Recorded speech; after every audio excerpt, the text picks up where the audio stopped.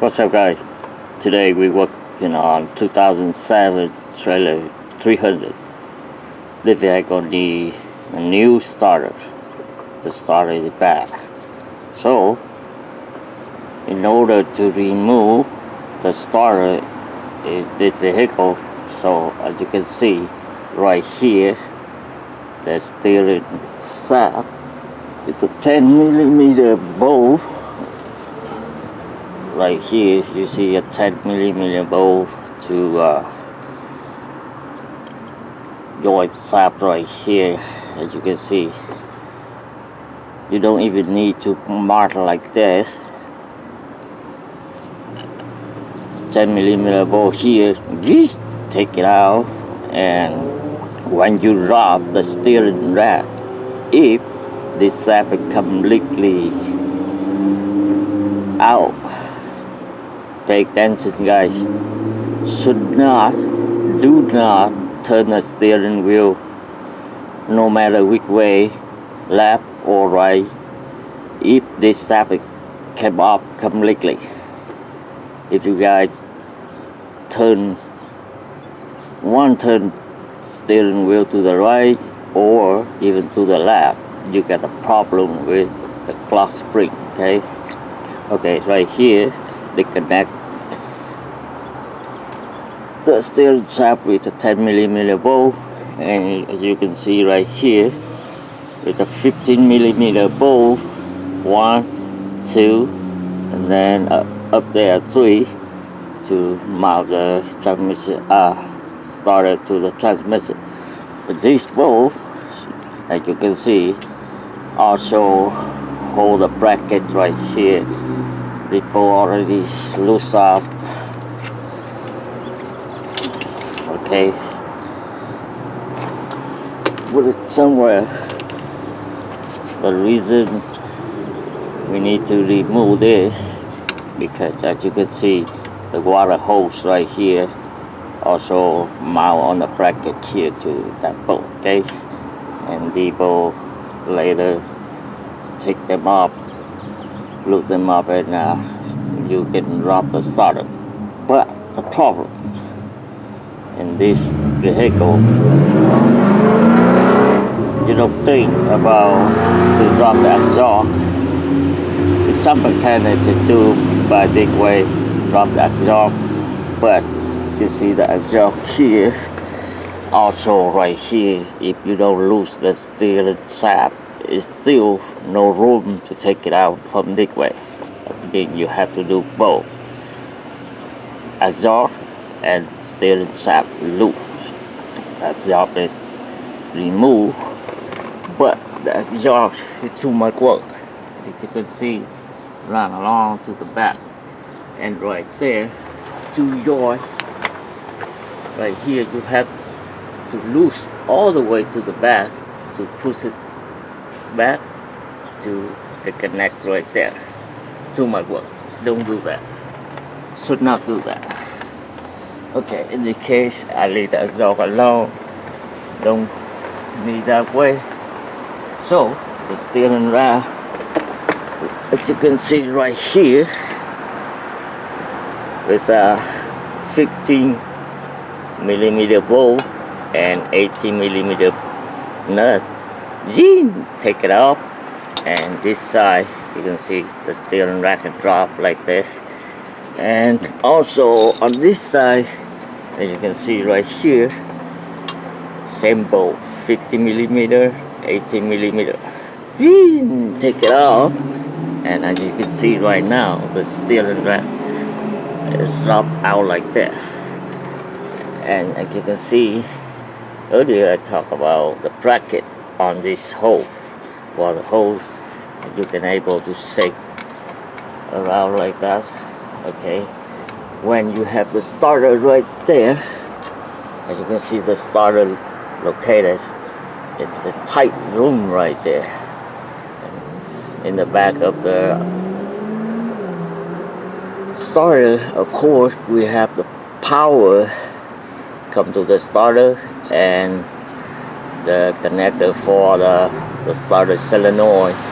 We don't need to lose them right now. when you have the starter loose and the back of starter can fake down for you, and you use to lose the cable. Okay, I choose this way, seems to be more easier for me. Like you can see, let me take it to light for you. Yeah, right there, the starter.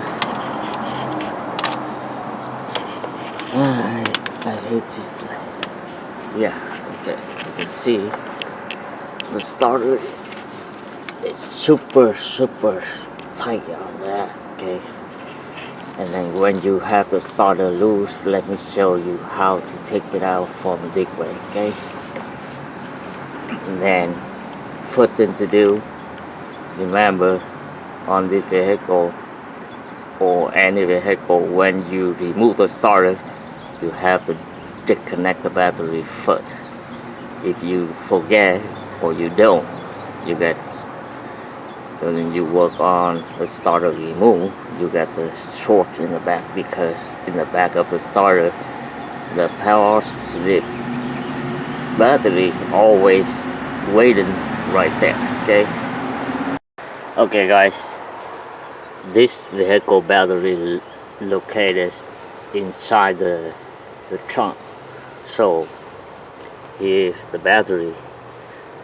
Once you have the battery disconnected, remember you have something to block right here before you slightly drop the trunk back down, just in case, because if you don't, you might try to remove the back seat and open by manually right here, because this vehicle has no key from outside to open the trunk, even no any manually open from the driver's side like another vehicle. Okay, again, when you disconnect the battery, you have something to block right here. Okay guys, on the exhaust we have the heat shield mount over here, as you can see right there, the 1650 millimeter nuts right there to tight the exhaust to the exhaust manifold. I still leave it right there, but we have two 16 nuts to tight the heat shield. The heat shield we remove to get more room right here, and when we have the starter drop about there, and it's time for you disconnect the cable and the solenoid control wire in the back here, as you can see up there, right there. I don't know, I can see, yeah, right there you can see 13 millimeter nut here for the cable, and the solenoid control wire already connected. And when you have the disconnected cable and the control solenoid wire, and you can able to take the starter out this way. Okay, and then pay attention. You see this point right here, this point right there, and one bolt up here, and the solenoid, the starter fake this way.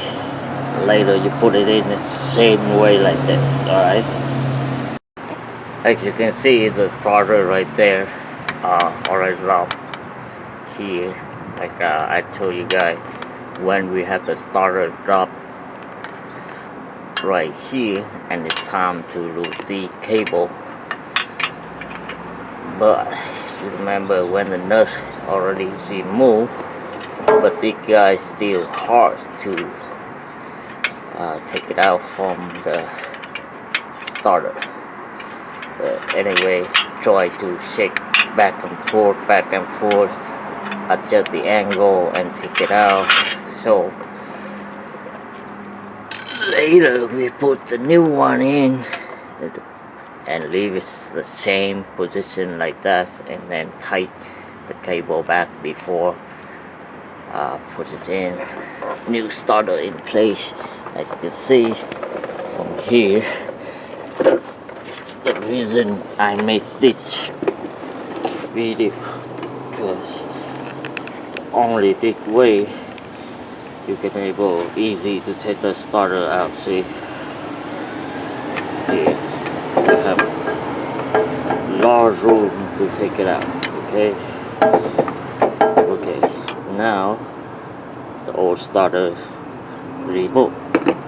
So again, as you can see right now, the steering sap already completely out. Again, don't let someone jump in the vehicle and turn the steering wheel. Sometimes you work on your own car and you let the kid play around with you, get in the car. When the sap disconnected like this, the kids, they don't know, or even whoever don't know, and turn to the left or even to the right, one turn, two turn, and when you get the job done, you think, oh yeah, that's okay, straight everything, but it already turned 360 degrees or more. You got a problem with the clutch spring. Okay, again, pay attention on it. Okay, that's it, guys. Over here, we have to remove the heat shield from the jar. The heat shield, as you can see, I put it right here. Yep. To get more room over here, and this bracket. Of course, when we remove the starter, this ball, you have to spin around like this. Yep, this one. But should not play too much on this hole when you work for the people car, okay? Because the plastic T connector right there, you can see right here, like the capital T, that the plastic easy broke. If the owner driving somewhere, if broken, they happy with that. But if you do the job and somehow mistake you broke it, you have to take out your pocket money. Okay, let me ready the new one and put it in, and you can see what's going on. This is a new starter. When I put it in, I just leave it right here. As you can see, the same way with the old one. It's set like this, and now we leave the new one is sit the same way like this, and then in the back there we reconnect the cable, and as you can see right there, the cable already tight, and control cylinder already put back in. Once you're done with all connection right there, and just leave the new connector starter back in place and tie them, put everything back on, and then you guys will be done. Okay guys, new starter installed. Everything put back on, and we should not forget anything. All the bolts, nuts to be tight them all. So as you can see, the steering sap bolt right there, it's tight, and make sure we don't have any mistake on steering wheel turning, like earlier I said.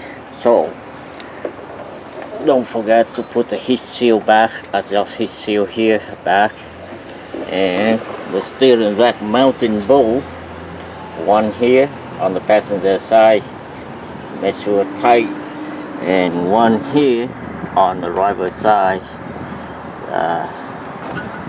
also tight. And what else? Over here we don't have anything else. The hose bracket here with alternator mounting bolt, already put it back on, and to hold this hose in place.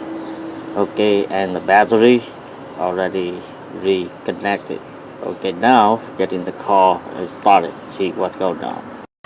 Okay guys, inside the car with the key on hand. Okay, with the new starter installed, and let's start, see how it's started. Start right up. Okay, turn off, do again, it start right up. Okay, that's it guys.